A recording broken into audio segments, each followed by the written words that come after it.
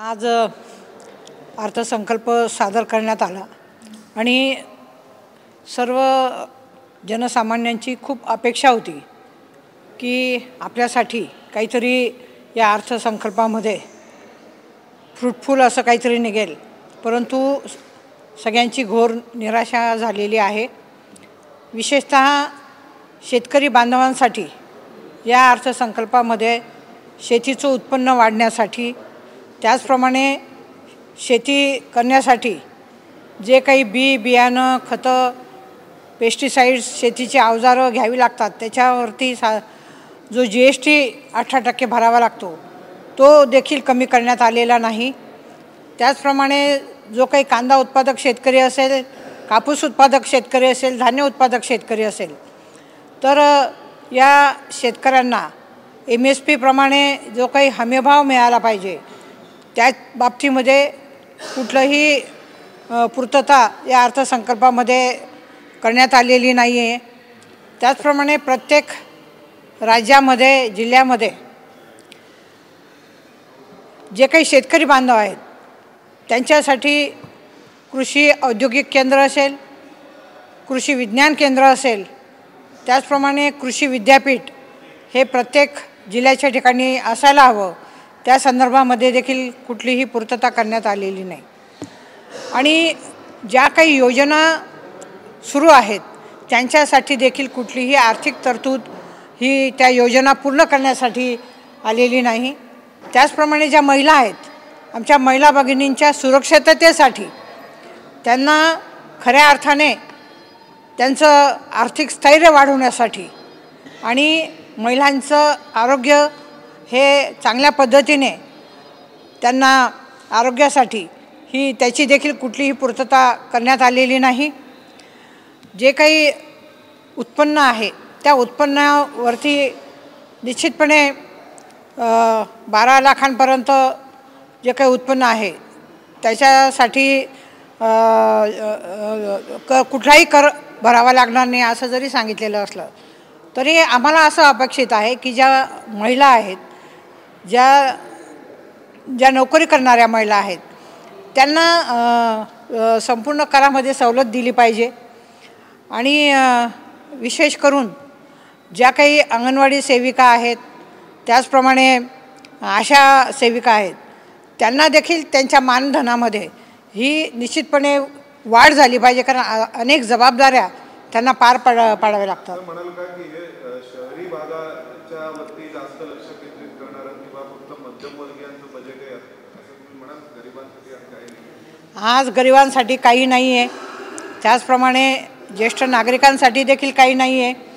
त्यांना ज्या काही पूर्वी आपल्या शासनामध्ये म्हणजे 10 वर्षापूर्वी रेल्वे असेल, STमध्ये असेल, ज्या सवलती देण्यात येत होत्या त्या ह्या शासनाने पूर्णपणे बंद केलेल्या आहेत, तर त्या सवलतीसुद्धा त्यांनी चालू केल्या पाहिजे, त्याची पूर्तता कुठे नाही आहे।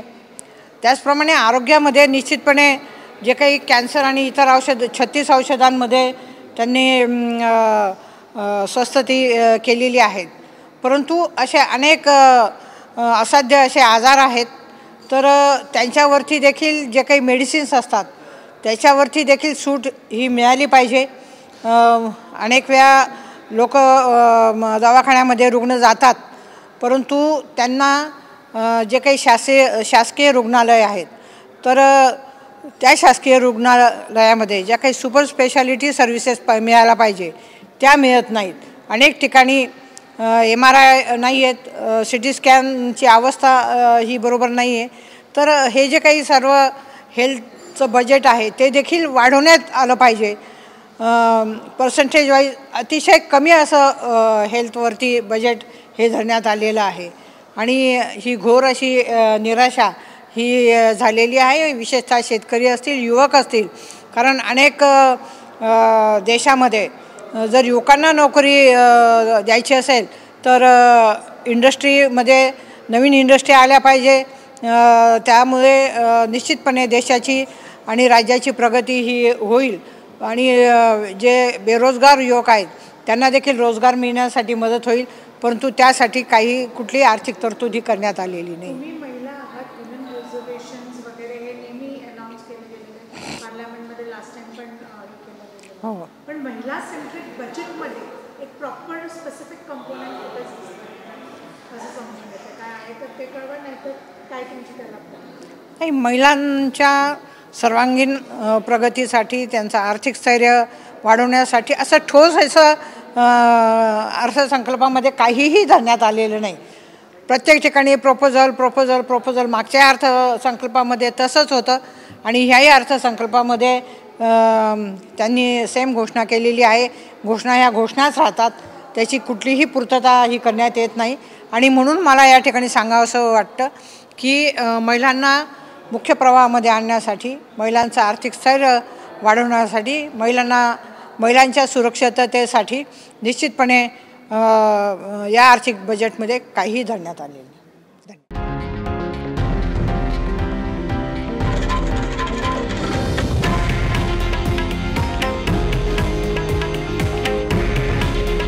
हे आहे देशातील नंबर 1 न्यूज नेटवर्क आणि आपण पाहत आहात TV9 मराठी.